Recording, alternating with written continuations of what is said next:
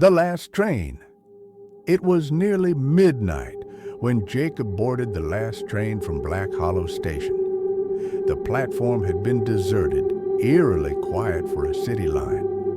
The flickering fluorescent lights above cast long shadows, and the scheduled board showed only one departure, 12:01 a.m., line 13, a line Jacob had never noticed before. He hesitated, but the doors hissed open with a beckoning sigh. He stepped inside. The car was empty. Not just quiet, empty. No conductor, no passengers, not even the usual buzz of an overhead announcement. The seats were upholstered in a strange deep red, too plush for public transit. The walls were lined with mirrors instead of windows. And though the train moved, there was nothing to see outside, only blackness. Jacob sat, trying to connect to the Wi-Fi. Nothing. No signal. Then the doors slid shut. No voice announced the next stop. No lights blinked on the route map. He felt the motion underfoot, but the train didn't feel like it was going anywhere. Minutes passed, or hours. The clocks on his phone and wristwatch spun wildly, changing with every glance. Then he saw someone. A woman sat across from him now, though he hadn't seen her enter. She wore a funeral dress, black lace, tattered sleeves, and a veil over her face. Her hands rested calmly in her lap, pale, still. Jacob blinked. Do you know where this train is going?" he asked.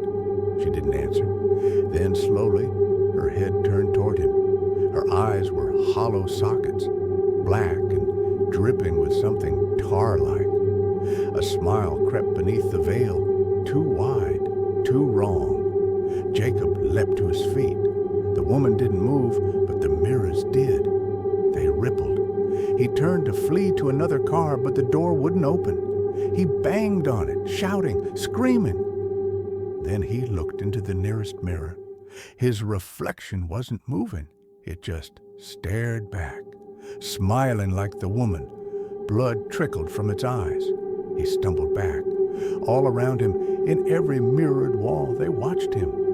Dozens of Jacob reflections, twisted and grinning, some whispering silently, some laughing without sound. The lights above began to flicker. The train rattled violently as though descending into the earth. The woman stood now. She didn't walk. She glided toward him, veil rising, mouth opening unnaturally wide. Jacob screamed, reaching for the emergency brake. But the handle turned to dust in his hand, and then nothing. They found the train days later, abandoned in a tunnel that no map acknowledged. The interior was covered in soot. There were no passengers, no signs of a conductor, just one thing left behind. A phone, playing a voice memo on loop. Jacob's voice. "If you find this, don't ride the last train.